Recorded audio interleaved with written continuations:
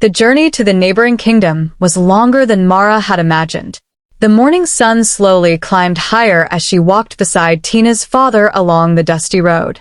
Her small cloth bag rested on her shoulder, containing only a few dresses, a wrapper, and the pair of worn sandals she owned. She kept looking back until her village disappeared behind the hills. Only then did it truly sink into her heart. She had left home. For the first time in her 15 years, she would sleep somewhere her parents were not. A deep ache settled inside her chest. Tina's father noticed her silence. "You're thinking about your family." Mara nodded. "I promised them I'd come back every Saturday." "You will," he replied kindly. "Work hard. Be patient. Everything else will follow." She smiled weakly. "I'll do my best." They continued walking. After nearly 3 hours, the road widened. Soon, large buildings began appearing. People dressed in finer clothes walked through busy streets. Horse-drawn carts rolled past. Shops lined the roadside. Mara had never seen a town this lively before. Everything seemed bigger than her village. Finally, Tina's father pointed ahead. "There." Mara lifted her eyes. Far in the distance stood the royal palace. Its tall white walls shimmered beneath the sunlight. Golden banners fluttered from high towers. Beautiful gardens surrounded the enormous gates. 2 rows of soldiers stood guard outside with polished spears. Mara stopped walking without realizing it. She searched for words. "Beautiful." Tina's father smiled. "It is." For a moment she forgot why she had come. She simply stared. Then she remembered her father lying helpless on the mat back home. Her determination returned. They approached the palace gates. The guards crossed their spears. "Halt." Tina's father bowed respectfully. "I've brought a girl seeking the position of the princess's personal maid." One guard looked Mara up and down. She wore a faded dress. Her sandals were dusty. Nothing about her suggested palace service. "You?" the guard asked. "Yes," Mara answered respectfully. The second guard disappeared inside. Several minutes later he returned. "The head housekeeper will see her." The heavy gates slowly opened. Mara stepped inside. Her eyes widened. Flowers of every color stretched across enormous gardens. Marble walkways shone like mirrors. Fountains sprayed sparkling water into the air. Birds sang from carefully trimmed trees. Servants hurried in every direction carrying trays, baskets, linens, and flowers. Everything looked perfectly organized. Nothing resembled the simple life she knew. She whispered softly, "So this is how royalty lives." Tina's father gently touched her shoulder. "Come." They entered the servants' quarters. An elderly woman stood waiting. She wore a dark blue uniform with silver embroidery. Her posture was straight. Her face was stern. "I am Madame Agnes." Every servant immediately bowed. Mara quickly followed. Madame Agnes studied her carefully. "So, you are the new applicant?" "Yes, ma'am." "What is your name?" "Mara." "How old are you?" 15. "Can you cook?" "Yes." "Clean?" "Yes." "Wash clothes?" "Yes." "So?" "A little." "Can you read?" "A little." Madame Agnes nodded. "Most importantly, can you obey instructions?" "I will try my best." No. The woman interrupted. "There is no try. In this palace you obey." "Yes, ma'am." She continued staring. "You came because you need work?" "Yes." Madame Agnes noticed the honesty in her eyes. Why? Mara hesitated, then quietly answered. "My father had an accident. He cannot work anymore. My mother cares for him. I need money for his treatment." For the first time, Madame Agnes's expression softened slightly. Only slightly. "I see." She turned around. "Follow me." They entered a long hallway lined with portraits of former kings and queens. Everything smelled fresh. Servants polished the floors until they reflected the ceiling. Madame Agnes spoke while walking. "There are rules. No gossip. No stealing. No lying. No arguing with members of the royal family. If the princess gives an order, you obey. If the queen gives an order, you obey. If I give an order," she looked over her shoulder, "you obey." Yes, ma'am. If you break palace rules, you leave immediately. I understand. Madame Agnes stopped outside a large room. Inside sat 6 young maids folding clothes. This is the servants' room. The girls looked up. Some smiled politely.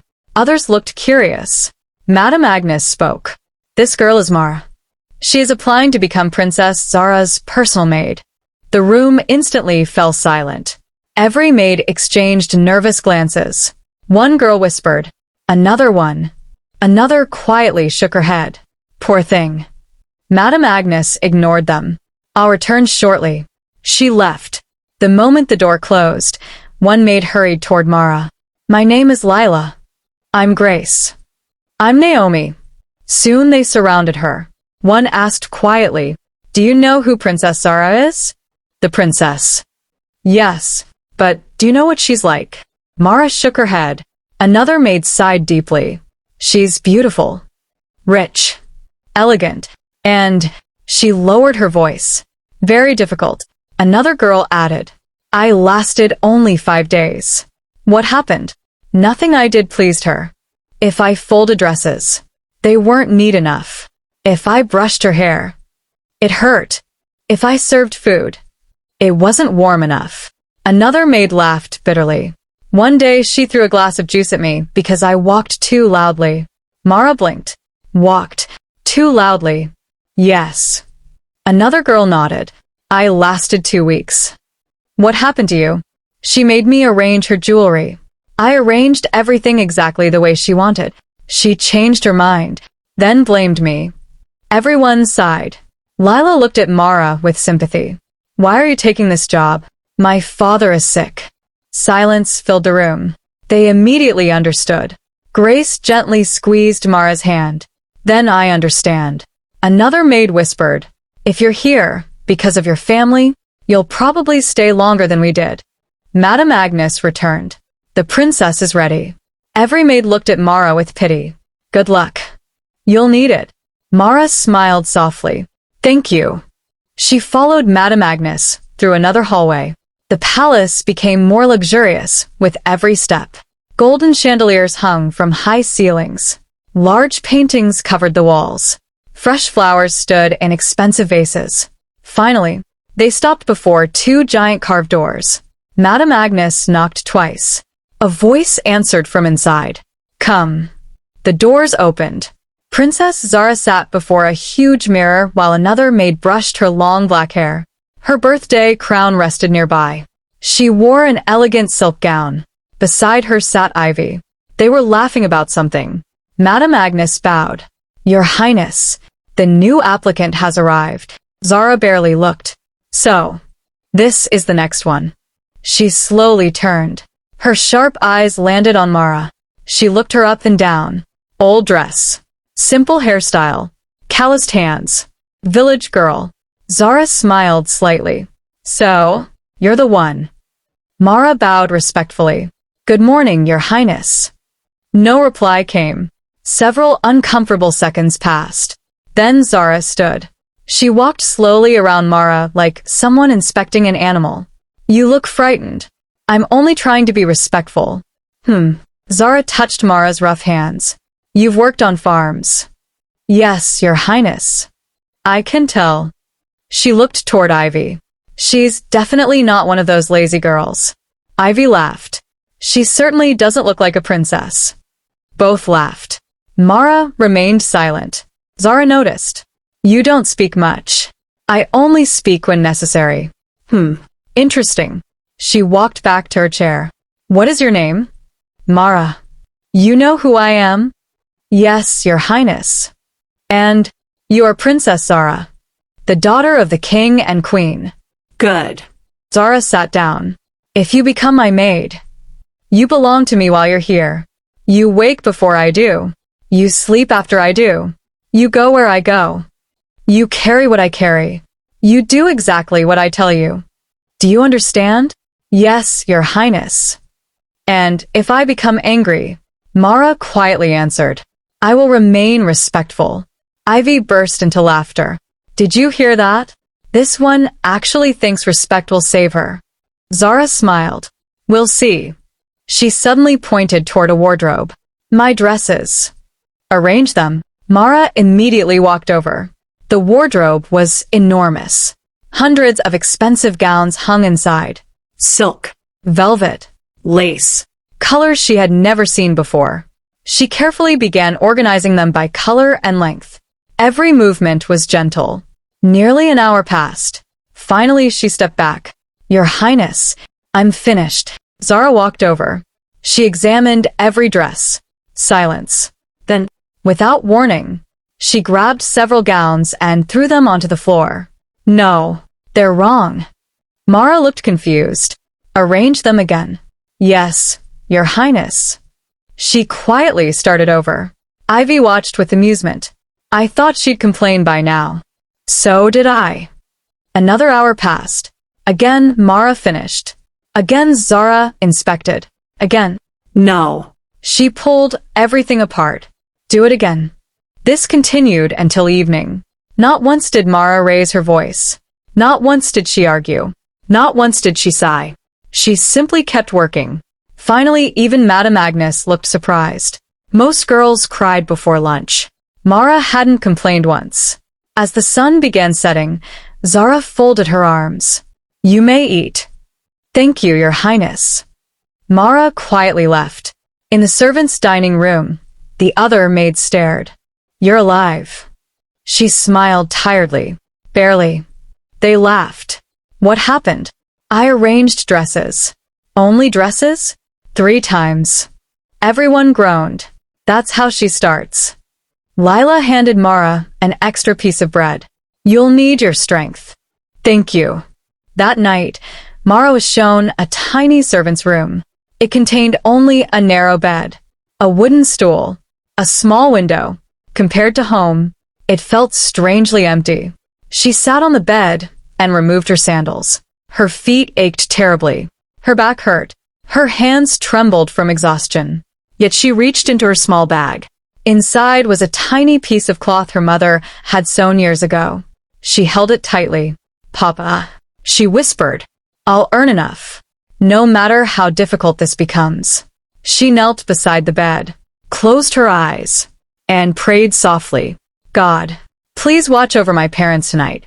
Give Papa strength. Comfort Mama.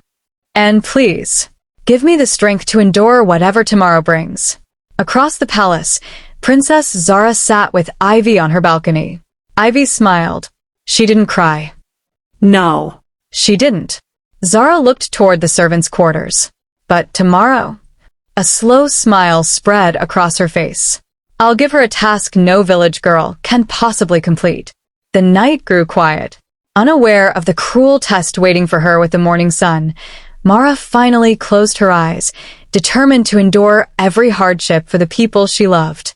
The first rays of sunlight had barely touched the palace walls when Mara opened her eyes.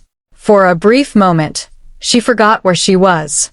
Then she saw the plain servant's room, the folded uniform beside her bed, and remembered everything.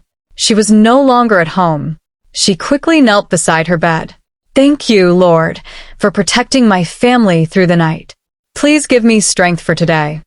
She changed into her servant's uniform, tied her hair neatly, and hurried toward Princess Zara's chambers before sunrise, just as Madame Agnes had instructed. The hallway was silent except for the soft footsteps of palace servants already beginning their duties. When Mara reached Zara's room, she gently knocked. Your Highness? No answer. She waited. After a few seconds, she knocked again. Come in. Mara slowly entered. Princess Zara was already awake, sitting before a large mirror while Ivy stood beside her. So, Zara said without turning around, you actually came on time? Yes, Your Highness. I was expecting you to oversleep. I wouldn't dare. Zara smiled slightly. Good. She pointed toward a mountain of expensive dresses lying across chairs, tables, and even the floor. Clean my room. Mara bowed.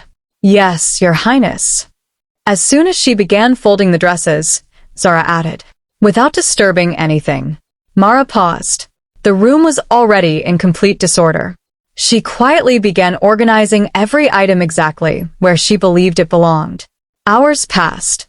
She dusted shelves, polished mirrors, folded gowns, organized shoes, arranged perfumes, cleaned every corner until the room sparkled.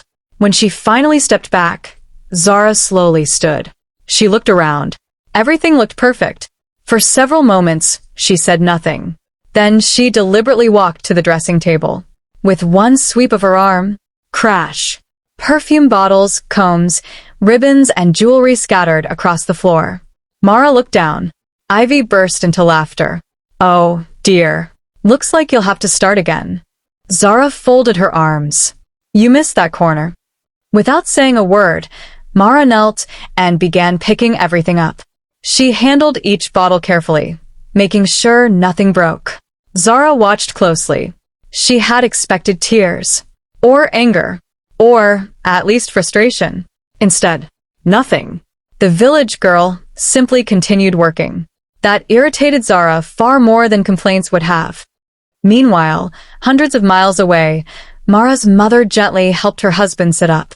How are you feeling today? He forced a weak smile. A little better. But both of them knew he was pretending. His pain remained the same. He looked toward the empty doorway. The house feels strange without Mara. His wife nodded. I keep expecting her to walk in carrying vegetables. They both fell silent. I hope she's being treated kindly. He looked away. So do I. Back at the palace, by midday, Mara finally finished cleaning again. This time Zara simply nodded. You may bring my breakfast. Mara hurried to the royal kitchen. The cooks were busy preparing meals for the royal family. One elderly cook smiled kindly. You must be the new maid. Yes. I've heard about you. He placed a beautiful breakfast tray into her hands. Careful. Her Highness dislikes cold tea. Thank you. Mara carefully carried the tray back upstairs. Just as she reached Zara's room, a young servant rushed around the corner. They accidentally bumped shoulders. The teacup shook. A few drops spilled onto the tray. Mara's heart stopped. Oh no. She immediately wiped the tray before entering. Your Highness, your breakfast. Zara looked at the tray, then at the tiny drops that had stained the napkin. Her eyes narrowed. What is this? I'm sorry, Your Highness. The tea spilled slightly. You spilled my breakfast? I'm very sorry. Zara slowly stood. Without warning, she pushed the tray back toward Mara. The cup fell. Tea splashed across Mara's uniform. The plate shattered on the floor. The room became completely silent. Even Ivy looked surprised. Zara spoke coldly. Clean this. Then bring another breakfast. Yes, Your Highness. Mara quietly knelt. She carefully picked up every broken piece of porcelain. Not once did she complain. Not once did she blame the servant who had bumped into her. She simply accepted the mistake as her responsibility. Outside the room, Madame Agnes had witnessed everything. She quietly shook her head. This girl. One maid whispered. Why doesn't she leave? Madame Agnes answered softly. Because she has something more important than pride waiting for her at home. Mara carried the broken dishes back to the royal kitchen with her head lowered. The warm tea had soaked the front of her uniform, but she paid no attention to it. The elderly cook looked up as she entered. So soon, he noticed the empty tray and the broken pieces of porcelain in her hands. What happened? Mara managed a small smile. I made a mistake. The cook sighed. Did you really? Mara hesitated. I spilled a little tea. The old man nodded slowly. He had worked in the palace for over 30 years. He had seen many servants come and go. He understood more than Mara realized. Without asking another question, he began preparing a fresh breakfast. As he placed warm bread on the tray, he quietly said, Do not let bitterness enter your heart. Mara looked at him. A servant who allows bitterness to grow will never find peace. She smiled gratefully. Thank you. He handed her the tray. And don't worry. The kitchen will always make another meal. Mara bowed respectfully before returning upstairs. Princess Zara had moved to the balcony overlooking the palace gardens. Ivy sat beside her, enjoying fresh fruit. Mara carefully placed the new breakfast on the table. Your Highness, your meal. This time Zara examined everything carefully. The tea was hot. The bread was warm. The fruit had been perfectly arranged. She found nothing to criticize. That irritated her. She calmly picked up a grape and looked toward Mara. Stand there. Yes, Your Highness. Minutes passed. Zara ate slowly while Mara remained standing. Half an hour became nearly an hour. Her legs began to ache, but she never shifted her position. Finally, Zara finished eating. You may clear the table. Yes, Your Highness. As Mara gathered the dishes, Zara suddenly asked, Why do you want this job so badly? Mara stopped. My family needs me. Everyone says that. My father cannot work anymore. My mother stays home to care for him. If I don't earn money, she paused. They won't survive. For a brief second, Zara was silent. Then she shrugged. That's not my concern.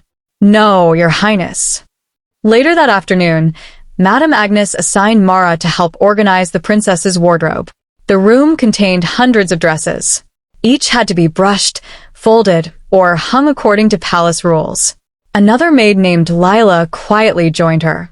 I'm here to help. Thank you. They worked side by side. After making sure no one else was listening, Lila whispered, How are you surviving? Mara smiled faintly. One moment at a time. I thought you'd quit after breakfast. I wanted to. Lila looked surprised. You did. Of course. I'm human. But every time I think about leaving, she pictured her father lying helpless on the mat. I remember why I'm here. Lila gently squeezed her hand. Your parents must be very proud of you. Mara's eyes became moist. I just hope I'm helping enough. That evening, while the servants prepared dinner, Ivy entered Zara's room. She's still here. I know. I don't understand her. Neither do I. Zara walked toward the window. Most girls cry. Some argue. Some beg. This one. She simply keeps working. Ivy smiled mischievously. Then perhaps your tests are too easy. Zara slowly turned. Oh, I have an idea. She leaned closer and whispered into Zara's ear. A slow smile spread across the princess's face. Perfect. Let's see if she survives tomorrow. Meanwhile, back in Mara's village, the evening sun was setting. Her mother stirred a small pot over the fire. There was very little food left. She placed a bowl before her husband. You eat. What about you? I'm not hungry. He knew she was lying. He divided the little food into 2 equal portions. We share. She smiled sadly. I miss her. So, do I. I wonder if she's eaten today. I'm sure she has. But neither of them sounded convinced. After dinner, Mara's father looked toward the doorway. She always sat there after supper. His wife nodded, talking about the market, or laughing with Tina. The house felt painfully quiet. Her mother folded her hands. May God protect our daughter tonight. Amen. Her father whispered. Back at the palace, night had fallen. The servants finished cleaning the dining hall before retiring to their rooms. Mara slowly washed her only servant's uniform. She gently scrubbed away the tea stains. After hanging it to dry, she sat on the edge of her bed. Her feet were sore. Her shoulders ached. She reached into her small cloth bag and removed the piece of fabric her mother had sewn years earlier. Holding it close, she whispered, Mama, I hope you're all right. A quiet knock came at the door. It was Lila. I brought you something. She held out a small piece of sweetbread. I saved it from dinner. Mara looked surprised. You should eat it. I already have. Mara accepted it with grateful eyes. Thank you. Lila smiled. We servants have to look after one another. After Lila left, Mara slowly ate the bread. It reminded her of home. She looked out the tiny window. The same stars that shone above the palace also shone above her village. She imagined her parents looking at those same stars. Closing her eyes, she whispered a prayer. Please keep them safe. I'll endure whatever comes. I just want my father to walk again. Far across the palace, Princess Zara stood on her balcony with Ivy. Tomorrow's plan was already set. By sunrise, Mara would face the hardest test yet, one designed not merely to tire her, but to break her spirit completely.